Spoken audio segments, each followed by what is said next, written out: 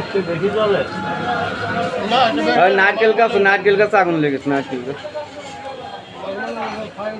নারকেল গাছ ওই চরকা পড়ছিল চরকা পড়ে ওই গাছটা শুকিয়ে গেছে।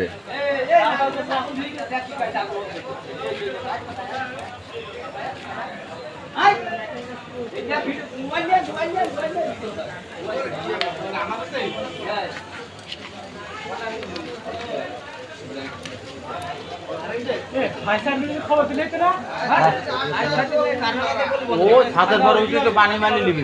হ্যাঁ ছাদের উপরে পানি মালি দিবে তবে নাকি ক্ষতি হবে তো। ও নিচে রয়েছে কাঠের গাদা রয়েছে নিচে ওদের ওই কারখানা।